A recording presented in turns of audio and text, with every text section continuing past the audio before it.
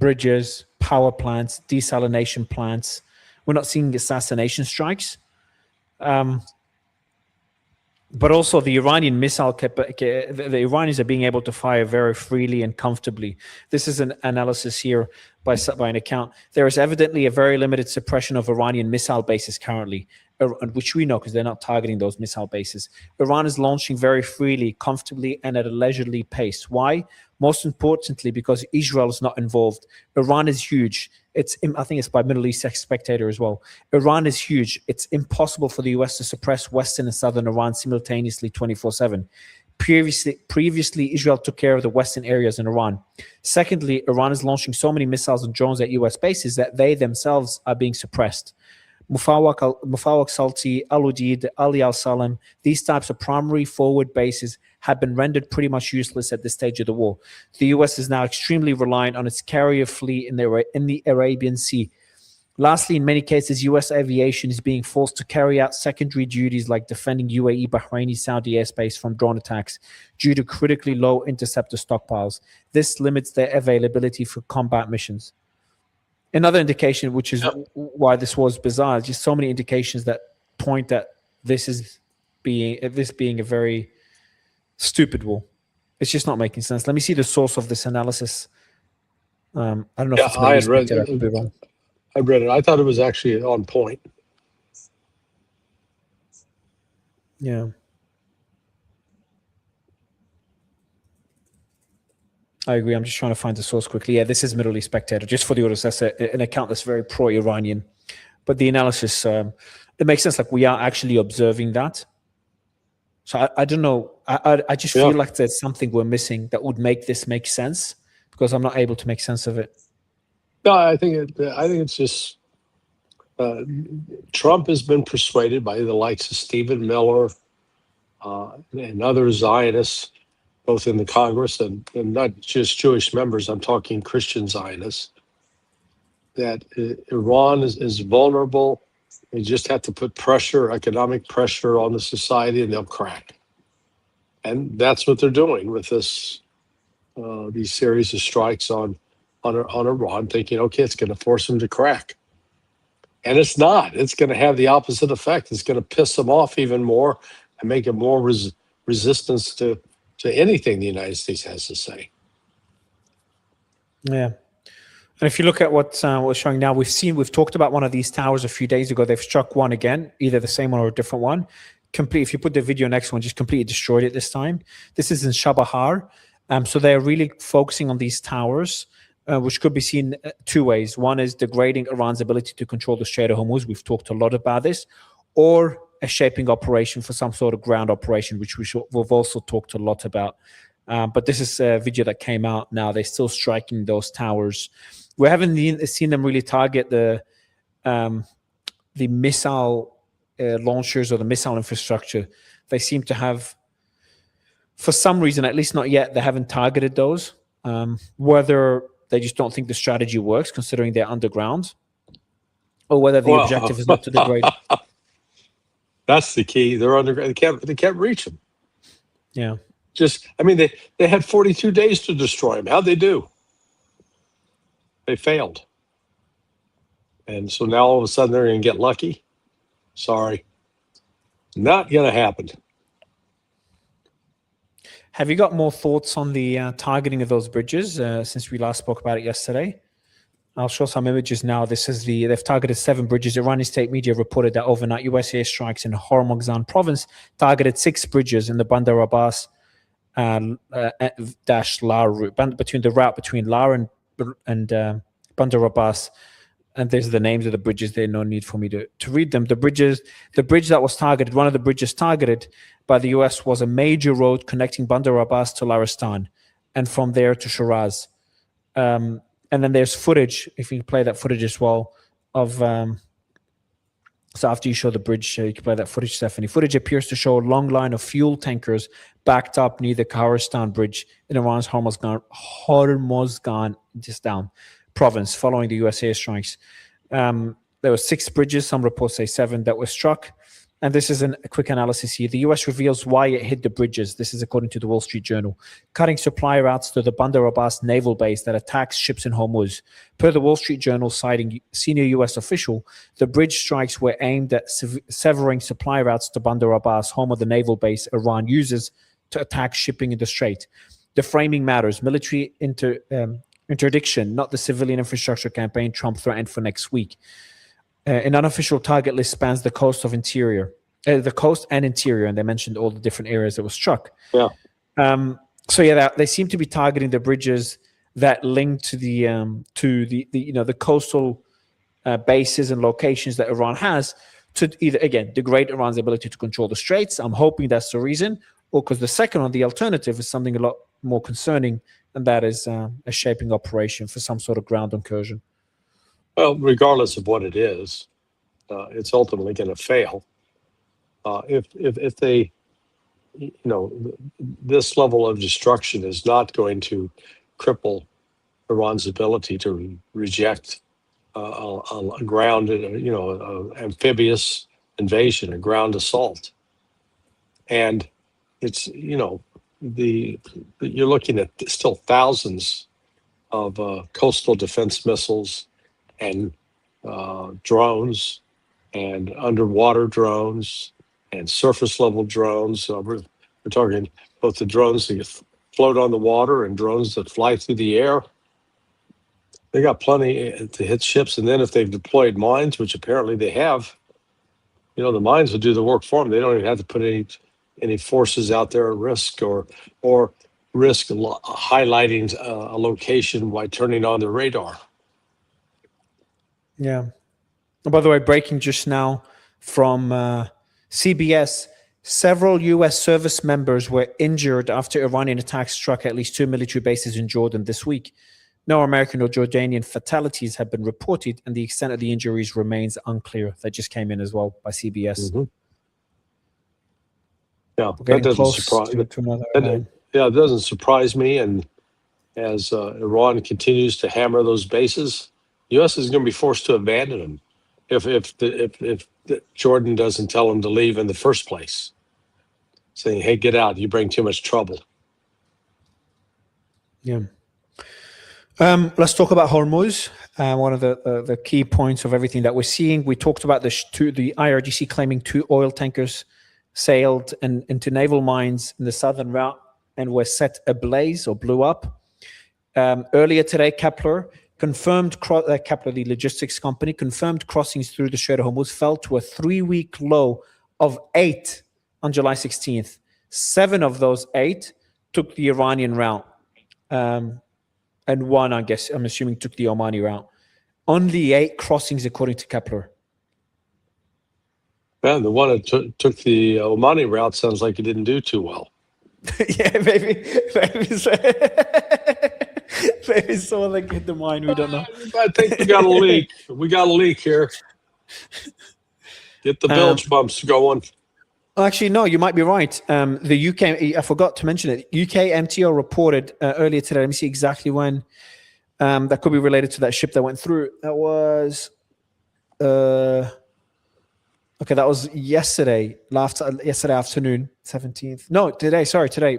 Time zone because I'm after midnight. Today, reports a maritime incident 100 nautical miles off the coast of Oman. It's unclear if Iran targeted the ship. Oh, that's interesting. It's really far from the Strait of Hormuz. Can you show that map, that image, Stephanie? Let me send it to you. But it's interesting because, that's far from the Strait of Hormuz. So I don't know if they targeted a ship that far from Iranian waters. You can see that on the map there. I thought it was hit by a mine. No, that's separate. So that one in the afternoon. The mine one just happened now. Unless this one was also hit by a mine that I don't know about earlier today. That's where it was pretty far from the Iranian waters and the Strait of Hormuz. But that's close to the Strait of Hormuz. So that could be the one that was trying to cross the Strait of Hormuz. Yeah. That's just a little ways out of the Strait of Hormuz, not long distance. No, it's down south. No. So no, I'm right. I'm wrong. So no, it's all the way down south. So it's a bit odd. And Duqm, Oman. Let me see where that is. If you can say Duqm, Oman on the map, please, Stephanie, for the audience to see Duqm, Oman. Be funny if this is funny in dark humor way. that if this is, yeah, this is far from the Strait of Hormuz. Just sent. I already have it on the map. Let me send it to you. Oh, there it is. Yeah, this is Duqm. So it's far from the Strait of Hormuz. So it's odd one. There's one that was damaged there. Maybe hit a mine, but there's no way mine would be all the way there. So I don't know if that's. So can I put the mouse over the Strait of Hormuz just for the audience to know where the Strait of Hormuz is? There it is. That's the Strait of Hormuz, and then Duqm is there. So it's a bit far. I don't know if that was struck by a drone or something unrelated. But I did see a report as well of a ship that was hit hours after that one. I didn't save that one, but I saw that earlier today. So that could have been the ship that's going through the Omani side. Also, we do have a report of one vessel that was boarded by U.S. troops, and that one. So we saw that report, I think yesterday or early this morning. But that one was loaded with Iranian oil. So the Americans have also boarded an Iranian ship loaded with oil, because we do know. Just a reminder for the audience, there's also an Iranian blockade that is ongoing right now. Sorry, an American blockade as well, supposedly going on as well. So, you know, it's a shit show. That's the best way to kind of describe it. Yes. Oh, wow. Okay. They've also struck a tunnel. They've struck a lot of infrastructure. The U.S. is also attacking alternative mud routes in the Bandar Abbas area after destroying most of the bridges. What are they doing here? So this one there, this is the Shahid Mirzai tunnel in the Hormozgan province, southern Iran. So they've just struck a tunnel as well. So they've struck the bridges. Now we have reports of them striking tunnels. And another bridge was struck as well.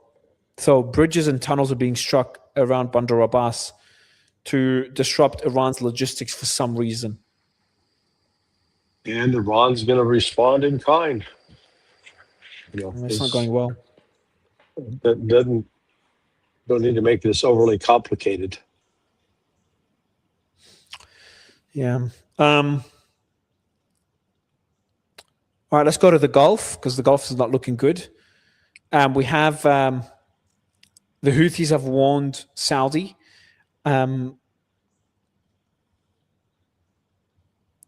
Okay, no, this is the report of Pakistan. You've already told me about it. This is a report from Reuters. According to Reuters, quote, after the Iran-aligned Houthi movement launched an attack on Saudi on Monday, nuclear-armed Pakistan told Iran it would treat attacks on the kingdom as attacks on itself. It told that to Iran. So sent a message to Iran, supposedly, and you just pointed earlier, symbolic, but the Pakistanis sent a message to Iran that an attack on Saudi, or telling them not to attack Saudi. And that's a position that the Pakistanis have had for a while. They don't want things to escalate. And I think the least you'd expect them to do is send a message to Iran.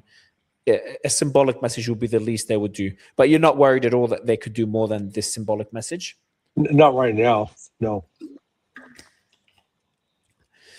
We've got more satellite images coming. It's not worth showing. It's just so much of it showing the damage in the various American bases in the Gulf.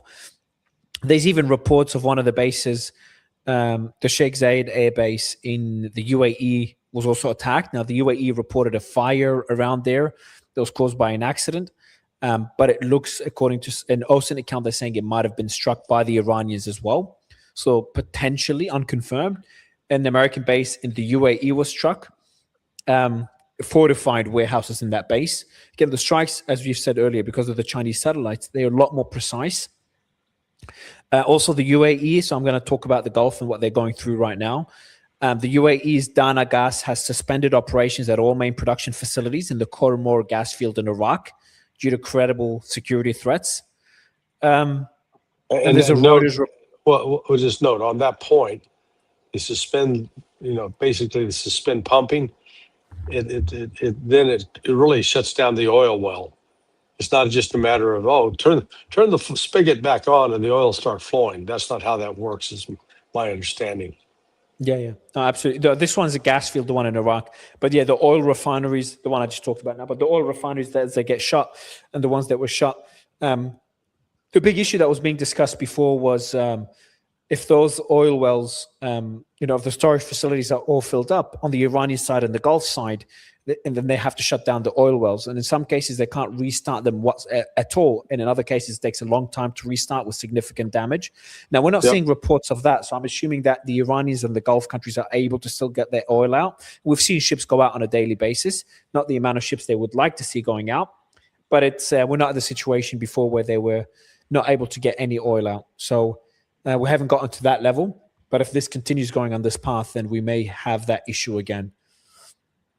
Well, no, they got the issue still. I mean, there's already a shortage. Not enough is coming out to make up for the shortage. Yeah.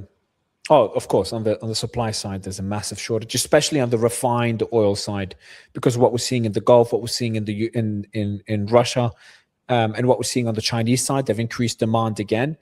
Yeah, on the oil side, especially the refined oil and the sulfur, which we talk a lot about. Yeah, it's not looking good at all. Which is another reason, in case we needed more, that this is just not making sense. And I don't think it could. I'm in your camp. That I don't think they can sustain this for much longer. There's too many things going against it. Yep. Talking about Pakistan, there is another report. There's a lot about Pakistan today. So according to Reuters, again, Pakistan has been negotiating an expanded defense pact with Kuwait in exchange for energy cooperation and investment. The talks remain at an early stage and could still be complicated by heightened tensions between the US and Iran, as any defense deal with Kuwait would also raise questions about Pakistan's role in future mediation between US and Iran. Kuwait is now seeking a show of force by Islamabad that would be similar to Pakistan's pact with Saudi, including thousands of Pakistani troops on the ground, fighter jets, drones, in air defense system, and other defense-related activities. It is unclear whether Pakistan is willing to go this far, given that its agreement with Saudi was the result of decades-old close alliance with Riyadh. But this is something we've discussed as well, is that we are going to see the new cooperation between all these different countries, that defense pact. Remember how we talked about Qatar, Saudi, Egypt, Turkey. What else? Pakistan forming some sort of alliance. And it seems, and maybe more Gulf countries would join, and maybe Iran would join. And according to Reuters, Kuwait is looking at that as well now, to do some sort of defense pact with Pakistan. So the region is changing. Yes. Well, and remember, now the U.S. has essentially been forced out of the region, at least militarily. Fifth Fleet headquarters is not you can't inhabit it. The Ali Salam Air Base, the Alisa Air Base in Bahrain, again, not very useful. So the U.S. have had to withdraw its forces for fear of incurring casualties. Yeah. It's moving faster than I expected, though. All these things, they usually take a long time for these Gulf countries to form these alliances, for them to diversify their defense capabilities, for the breakup. So, I remember talking about these months and months ago, the breakup between the US and Israel. Potentially, maybe it's not even a breakup, but this is all just a facade. But all these things seem to be moving in that direction, but really quickly. Wow. The consequences of this war being felt within weeks, which is wild. Yeah. There's a report as well. I think it doesn't say who it is. I didn't save the source. A Reuters poll about the Gulf economies and what they're going through found that most Gulf economies are expected to face deeper contractions this year than previously forecast before recovering next year, assuming the war ends, as fading hopes for a swift US-Iran de-escalation. Kuwait and Qatar recorded the largest downward revision, with both economies now expected to contract 8.1% this year. Holy shit. Initially, the forecast was a 4% and 6% decline, respectively, for Kuwait and Qatar. Now it's 8%. Then there's Bahrain, shrink 5%. The UAE is doing well. Wow. The UAE economy is now expected to decline 0.5%. Saudi and Oman remain the only GCC countries expected to post growth this year. So Oman, Saudi, and the UAE did pretty well. Bahrain